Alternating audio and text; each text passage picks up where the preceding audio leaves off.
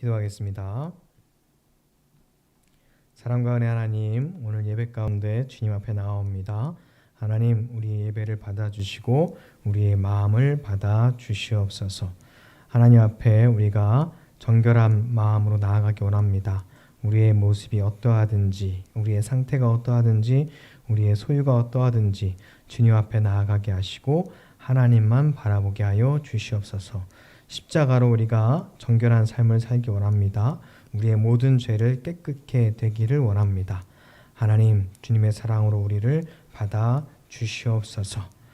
주님께서 우리를 복된 자녀로 삼아주셔서 감사합니다. 세상에서도 우리가 하나님을 의지하며 살아가게 하여 주시고 하나님께 영광을 돌리는 하나님의 사람들이 되게 하여 주시옵소서. 오늘 말씀을 듣는 가운데 우리에게 하나님의 은혜와 사랑이 충만하게 임하게 하여 주시옵고 말씀대로 살아갈 수 있는 힘을 하나님께서 허락하여 주시옵소서. 코로나로 여러 가지 힘든 상황이 있습니다. 다시 확진자들이 많아지고 있습니다. 하나님, 백신을 맞더라도 서로 조심하며 서로 방역을 잘 지켜나갈 수 있도록 그리하여 우리가 소중한 생명을 잘 지켜낼 수 있도록 주님 도와주시옵소서. 우리 교회가 이럴 때일수록 더욱 세상에 소금과 빛으로 살아가게 하여 네, 반갑습니다.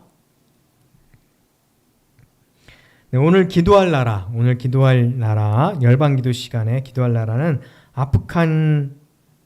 아프가니스탄 난갈라미족입니다.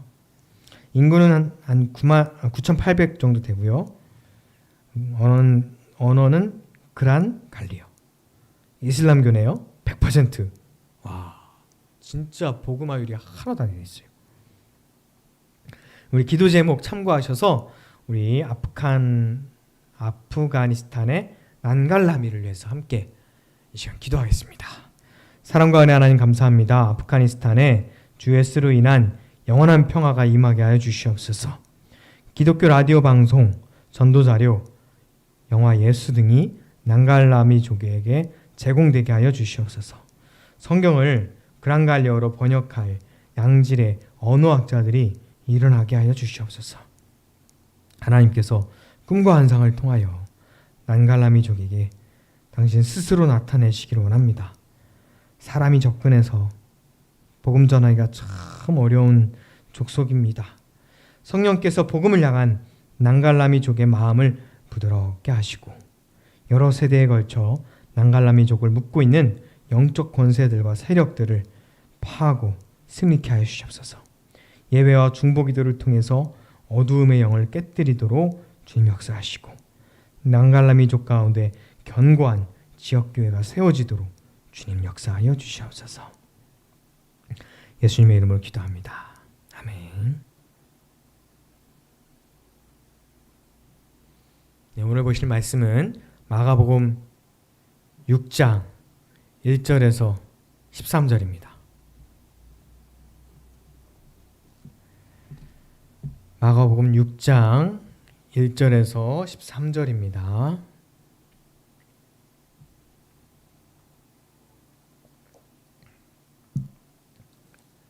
마가복음 6장 1절에서 13절 저와 여러분이 한 절씩 교독하겠습니다. 예수께서 거기를 떠나사 고향으로 가시니 제자들도 따르니라.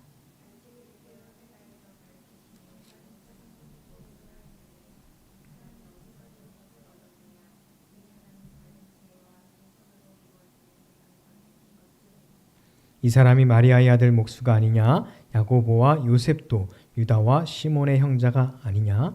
그 누이들이 우리와 함께 여기 있지 아니하냐 하고 예수를 배척한지라.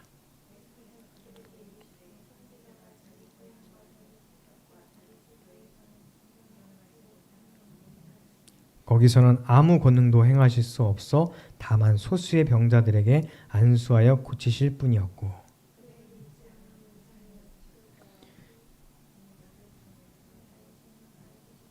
열두 제자를 부르사 둘씩 보내시며 더러운 귀신을 제어하는 권능을 주시고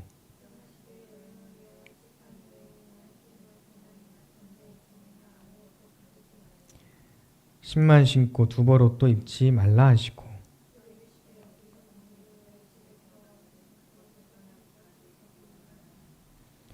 어느 곳에서든지 너희를 영접하지 아니하고 너희 말을 듣지도 아니하거든 거기서 나갈 때에 발 아래 먼지를 떨어버려 그들에게 증거를 삼으라 하시니. 함께 하겠습니다. 많은 귀신을 쫓아내며 많은 병자에게 기름을 발라 고치더라. 아멘. 할렐루야. 주의 이름으로 사랑하고 축복합니다. 자, 예수님께서 지난주에요 역대급 기적을 행하셨어요. 왜 뭐죠? 물론 그 전에 바람을 명하사 파도를 잔잔케 하는 거, 야 이것도 진짜 놀라운 일이죠. 그런데 지난주에는 병을 고치신 것과 죽은 자를 살아나게 하는 거, 야 이거는 차원이 다르거든요. 그런데 혈루증을 고치신 다음에 죽었던 12살 야이로의 딸을 달리다굼 하시면서 일으키십니다. 죽은 자를 살리셨죠. 이거 병을 고치는 거하고는 차원이 다르잖아요. 자, 그러면 이제 예수님께서 그 지역에서 예수님의 지금 죽은 자를 살리며, 그것도 그냥 죽은 자가 아니에요. 그 지역의 회당장의 딸을 살린 그 능력으로, 그리고 그 신뢰도, 한창 올라간 신뢰도와 영향력, 진짜 말할 수 없이 높아졌겠죠. 그 회당장 야이로의 딸을, 그것도 죽었다가 살리셨는데, 그 회당, 그 지역 예수님이 접수하셨어도 아마 회당장은 그냥 예수님을 그 회당의 제일 높은 문으로 그냥 회당장의 자리를 주었을지도 모릅니다. 그렇지 않더라도 그 지역에서 활동을 계속하시면 회당장이 굉장한 지원을 받았겠죠. 많은 사람들에게 소개도 해주고 또 반대하는 사람들을 해결해주고 민원도 해결해주며 장소도 제공해주고 물질적으로도 서포트하면서 오해가 생기면 풀어주기도 하고 아마 예수님의 굉장한 후원자가 되었을지도 모릅니다. 자기 딸이 살았는데 회당장이 할 수 있는 일이 아니라 할 수 없다면 다른 힘들과 재원을 다 동원해서라도 예수님을 도왔겠죠. 그런데 예수님은요, 그 쉬운 곳, 쉬운 방법을 놔두고 1절 말씀을 보시니까 그곳을 떠나사라고 말씀하십니다.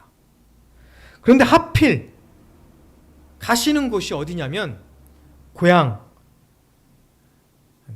태어난 곳은 아니지만 그분이 난 후에 아주 어릴 때부터 자란 곳으로 고향이라고 할 수 있죠. 그곳으로 예수님이 가십니다. 언뜻 이해하기가 힘든 행보예요. 바로 얼마 전에 안식일에 손 마른 자를 고치시고 많은 사람들이 예수님께 왔을 때 바알세불의 논쟁을 했잖아요. 그 친족들이 예수님을 미쳤다라고, 그리고 어머니와 동생들도 예수님을 찾아와서 빨리 나오라고, 그만하고 나오라고 막 그럴 때 예수님께서 뭐라고 하셨죠? 하나님의 뜻대로 행하는 자가 나의 형제요 자매요 어머니다 라고 말씀하셨어요. 그 친척들과 가족들이 있는 고향으로 지금 가시는 거예요. 고향이란 그런 곳이죠.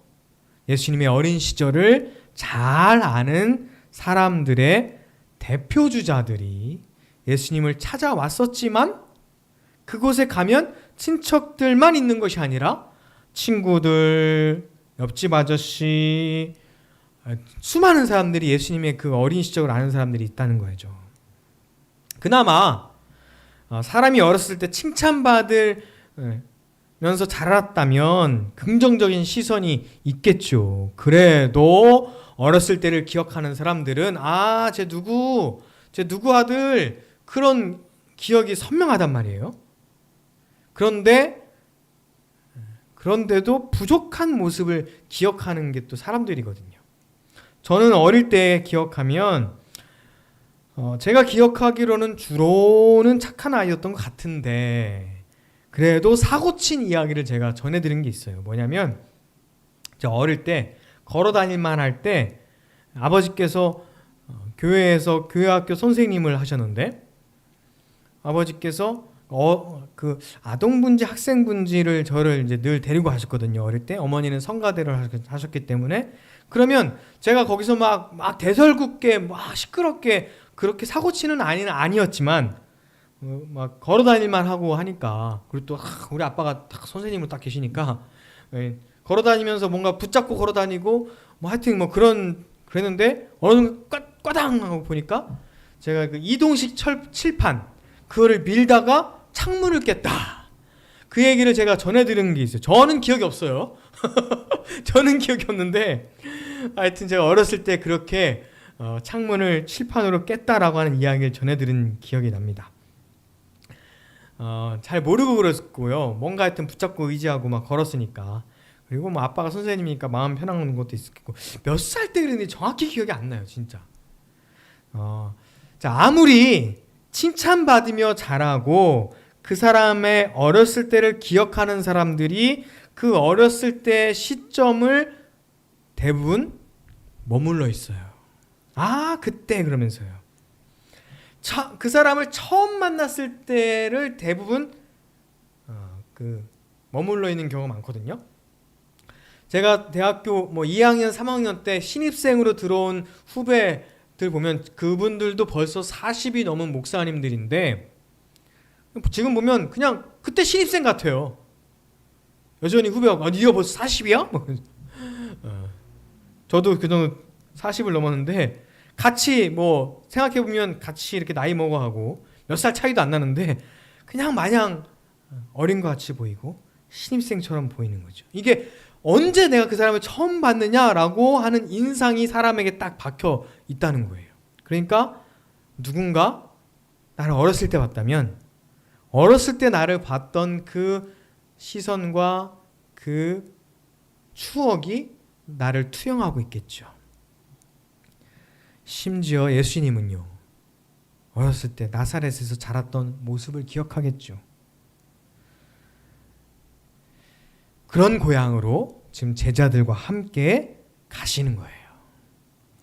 자, 예수님께서 고향의 회당에서 가르치십니다. 고향에서도 역시나 예수님은 하나님의 아들로서 하나님의 나라의 복음을 선포하시고 아주 지혜의 말씀을 선포하셨어요. 그래서 사람들이 듣고 놀랍니다. 그 내용에 대해서 야, 이런 지혜가 도대체 어디서 왔느냐라고 하면서 놀라요. 그 지혜로움과 그 손으로 이루어지는 권능이 놀라운 거죠. 그런데 역시나 그 지혜로움과 권능 자체도 놀랍지만 더 놀라운 건 뭔지 아세요? 예수님의 어렸을 때를 알고 있는 그 사람들. 누구의 아들이야? 마리아 아들 아니야? 나 그 형제 아는데, 나 그 누이 아는데, 같이 있잖아. 마리아 아들 아니야? 막 그러면서. 그게 바로 3절 말씀이에요. 3절 말씀 같이 읽겠습니다. 이 사람이 마리아 아들 목수가 아니냐? 야고보와 요셉과 유다와 시몬의 형제가 아니냐? 그 누이들이 우리와 함께 여기 있지 아니하냐 하고 예수를 배척한지라. 오, 마리아의 아드님이시군요. 이렇게 떠받든 게 아니고요. 깔보는 거예요. 마리아의 아들이잖아. 야고보의 아들이었네. 알고 보니까 걔였구나. 뭐 그런 거죠. 그때 예수님께서 뭐라고 말씀하셨죠? 선지자가 자기 고향과 자기 친척과 자기 집 외에는 존경을 받지 못함이 없느니라. 꽈서 얘기했는데 간단하게 말하면 자기 집과 자기 친척, 자기 고향 사람들한테는 존경을 못 받는다는 그런 이야기예요. 사람들의 냉소, 거부, 믿음 없음, 무시, 이런 시선 가운데 예수님께서 뭘 하실 수 있었을까요? 기대와 믿음이 있어도 일이 일어날까 말까 한데, 예전에 교육 목사 할 때요, 보통 어른 부흥회를 하면 굉장히 유명한 목사님이 딱 오시거든요. 아니면 담임 목사님께서 계속 이 분에 대해서 소개를 쭉 해오니까 사람들이, 그리고 어른들은 대부분 자발적으로 참여를 하는 경우가 많잖아요. 기대를 갖고 믿음을 갖고 이번 집회 때 내가 은혜를 받고 놀라운 역사가 일어날 거야 라고 하면서 자발적으로 믿음으로 참여하는 분들이 많기 때문에 기대와 믿음이 있는 상태에서 말씀을 벌써 한마디만 해도 은혜 받는 경우가 참 많은데요. 학생들은 다르잖아요. 보통 학생들은 억지로 참여하는 학생들이 참 많고요. 어쩔 수 없이 왔고 기대도 없고 누군지도 잘 모르겠고 앞에서 떠드는 사람이 별로 관심도 없고 그런 경우가 참 많거든요. 그리고 학생 부흥회 집회하시는 분들이 사실 유명한 분들이 많지 않고요. 그때 모셨던 그 목사님 중에 한 명은 1시간 설교를 해야 된다면 50분을 자기 PR을 하는 거예요. 자기 자랑, 자기가 그동안 해왔던 업적, 자기가 말씀을 전할 때 일어났던 사람들의 변화, 그런 거를 50분은 얘기하는 거예요. 사실은 참 엄청 지겹고 꼴 보기 싫은 마음도 있고 왜 저러나 싶은 마음이 있었는데 그분이 나름대로 그럴 만한 이유가 있었던 게 뭐냐면 아까 얘기한 거예요. 학생들이 자기에 대한 기대가 전혀 없어요. 누군지 몰라. 저 사람이 하는 말에 신뢰가 전혀 안 가. 그런데 그 사람이 그동안 해왔던 일들과 역사들과 그 사람의 능력들을 쭉 얘기해주면 그래? 저 사람 말 한번 들어볼까? 라고 하는 신뢰가 생겼을 때 단 10분이라도 딱 말씀을 전하면 그들의 마음에 믿음의 역사가 일어나길 바라면서 그런 의도로 그렇게 했다라고 하는 것 같아요. 그 전하는 자에 대한 신뢰와 기대, 듣는 사람들에게 굉장히 중요하거든요. 그런데 지금 이 고향에 있는 사람들은 예수님에 대한 신뢰 전혀 없죠. 기대도 전혀 없고요. 예수님을 신뢰하지 않고 무시하고 배척하는 사람들에게 예수님께서는 거기서 아무 권능도 행하실 수 없었고 다만 소수, 그래도 소수는 예수님을 믿는 사람들이 있었나 봐요. 소수의 병자들에게 안수하여 고치셨죠. 예수님의 사역의 열매가 가장 맺지 못한 곳이었어요. 우리야 전체적으로 흐름을 알잖아요.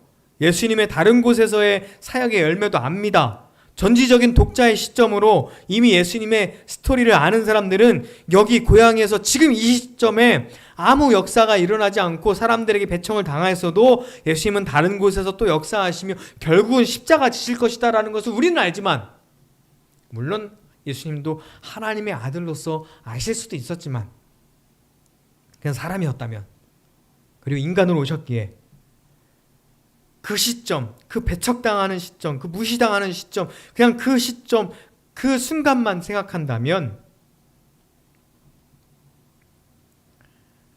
그만두고 싶었을지도 몰라요. 그 순간 선택은 두 가지죠. 포기하든지 계속하든지. 예수님께서 무시당하고 배척당하는 사람들의 시선이나 대우는 어떻게 하셨어요? 아랑곳하지 않고 소수의 병자들이라도 고쳐주시면서 그들이 믿음 없음을 상당히 이상히 여기시면서 다른 모든 촌을 두루 다니시며 가르치십니다. 좌절하거나 낙담하거나 멈추지 않으셨어요. 이미 이런 상황은 예수님뿐만 아니라 선지자 에스겔에도 있었어요. 에스겔 2장 1절부터 읽으면 좋겠지만 4절과 5절 말씀 같이 읽겠습니다. 이 자손은 얼굴이 뻔뻔하고 마음이 굳은 자니라. 내가 너를 그들에게 보내노니 너는 그들에게 이르기를 주 여호와의 말씀이 그러하시다 하라. 그들은 패역한 족속이라. 그들이 듣든지 아니 듣든지 그들 가운데 선지자가 있음을 알지니라. 아멘. 듣든지 아니 듣든지 그들 가운데 선지자가 있음을 알도록 하는 것. 에스겔에게, 그리고 예수님에게, 그리고 우리에게 주시는 말씀입니다. 듣든지 아니 듣든지 그들 가운데 선지자가 있음을 알도록 하는 것. 에스겔에게, 그리고 예수님께, 그리고 우리에게. 그 정도가 아니라요, 오히려 예수님께서는 12제자를 부르시고 두씩 보내면서 더러운 귀신을 제어하는 권능을 또한 주십니다. 어떻게 이럴 수 있을까요? 예수님께서 사역을 하시고 살아가시는 힘의 근원이 사람들에게 있지 않고 다른 분에게 있었기 때문입니다. 그 사람들의 상처 주는 말에 있지 않고 사랑의 하나님의 아버지의 말씀에 있었기 때문이에요. 무시하는 시선에 있지 않고 인정해 주시는 하나님 아버지의 시선에 있었기 때문입니다. 배척하는 사람들에게 있지 않고 안아주시는 하나님 아버지의 품 안에 있었기 때문입니다. 세상의 돈과 옷이나 사람들의 능력이 아니라 하나님을 의지했기 때문입니다. 이것은 예수님께서 12제자들을 파송하실 때 그들에게 주신 말씀에도 나와 있어요. 8절 말씀 같이 읽겠습니다. 명하시되 여행을 위하여 지팡이 외에는 양식이나 배낭이나 전대의 돈이나 아무것도 가지지 말며 신만 신고 두벌옷도 입지 말라 하시고. 아멘? 왜 이렇게 가지지 말라 하셨을까요? 사도 바울이 고린도 교회에 쓴 편지를 보면 알 수 있어요. 고린도 후서 12장 9절 같이 읽겠습니다. 나에게 이르시되 내 은혜가 내게 족하도다. 이는 내 능력이 약한 데서 온전하여짐이라 하신지라. 그러므로 도리어 크게 기뻐함으로 나의 여러 약한 것들에 대하여 자랑하리니 이는 그리스도의 능력이 내게 머물게 하려 함이라. 아멘. 여러분이 가진 것이 없다면, 지금 모습이 초라하다면, 되는 것이 없다면, 인정받고 있지 않다면, 세상이 알아주지 않는다면, 그런 모습을 통해서, 그런 상황을 통해서 오히려 그리스도의 능력이 저와 여러분에게 머물게 될 줄로 믿습니다. 약한 데서 온전하여지는 역사가 일어나게 될 줄 믿습니다. 사랑하는 성도 여러분, 예수님께서 이 땅에서 살아가시고 일하실 때 놀라운 일을 행하시고 그렇지 않으실 때도 있었잖아요. 인정받을 때도 있었고 배척받을 때도 있었어요. 예수님께서는 세상의 그런 반응에 신경 쓰지 않으셨습니다. 예수님은 하나님의 말씀으로 행하는 자가 나의 형제요 나의 자매라 라고 말씀하신 것처럼 하나님의 말씀으로 행하셨어요. 그 말씀이 뭐죠? 마가복음 1장 11절 말씀 같이 읽겠습니다. 하늘로부터 소리가 나기를 너는 내 사랑하는 아들이라 내가 너를 기뻐하노라 하시니라. 아멘. 면접을 보러 가는 청년이 있었다면, 자, 그 청년을 면접을 보러 딱 집을 나서잖아요. 그 청년을 잘 아는 동네 아저씨가 악담을 하네. 악담. 너 오늘 그 회사 떨어질 거야.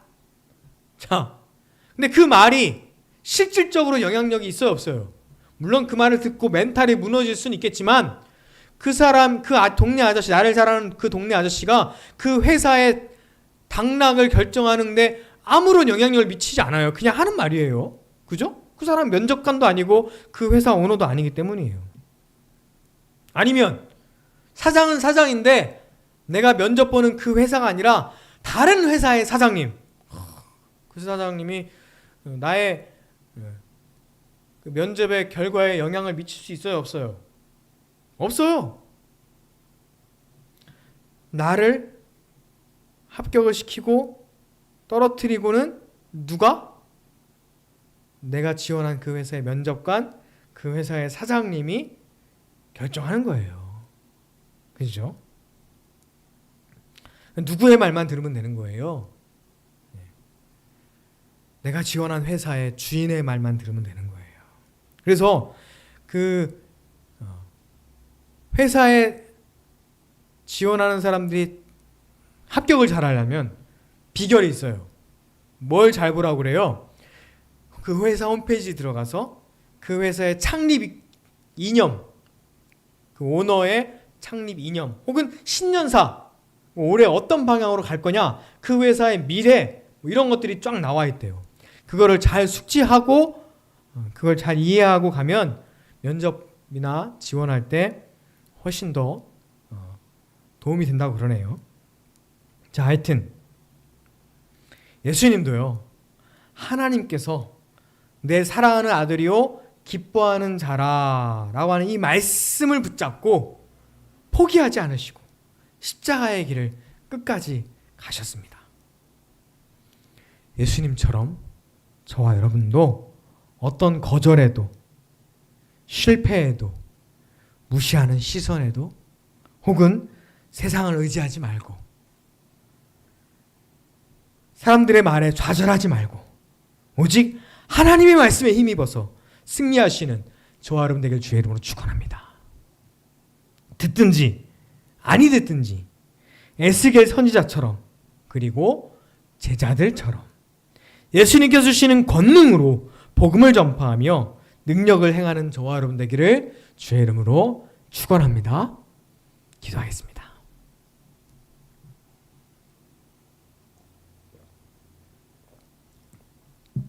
사랑과 은혜 하나님 감사합니다. 거절하거나 실패해도 포기하거나 낙담하지 않기 원합니다. 예수님의 말씀처럼 하나님을 의지하고 하나님의 말씀에 힘입어 승리케 하여 주시옵소서. 예수님처럼, 에스겔 선지자처럼, 또 바울처럼 하나님을 의지하며 살게 하시고, 나의 연약함, 나의 부족함이 오히려 하나님의 능력이 발휘될 수 있는 그릇이 되게 하여 주시옵소서. 하나님, 우리를 붙잡아 주시옵소서. 주님, 우리를 사랑하시는 그 말씀, 우리를 붙잡아 주시는 그 능력, 주님을 따라 살기를 원합니다. 주님, 우리 가운데 함께 하시고 하나님의 영광이 되는 삶을 살게 하시며 세상 가운데 주의 이름을 드러내는 사람이 되게 하여 주시옵소서. 언제든 어디서든 누구와 함께든 하나님의 복음을 전하는 사람이 되게 하여 주시옵소서. 예수님의 이름으로 기도합니다. 아멘. 행복 찬양하시며 준비하신 예물 봉헌하겠습니다.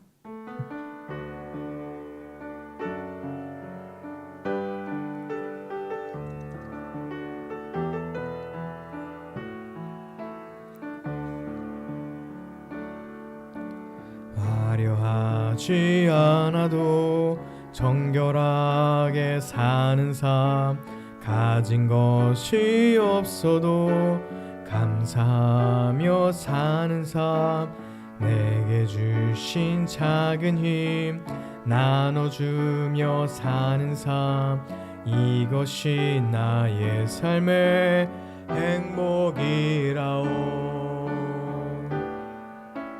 눈물 날 일 많지만 기도할 수 있는 것, 억울한 일 많으나 주를 위해 참는 것, 비록 짧은 작은 삶 주 뜻대로 사는 것, 이것이 나의 삶의 행복이라오. 이것이 행복이라오. 세상은 알 수 없는 하나님 선물, 이것이 행복이라오. 하나님의 자녀로 살아가는 것, 이것이 행복이라오. 이것이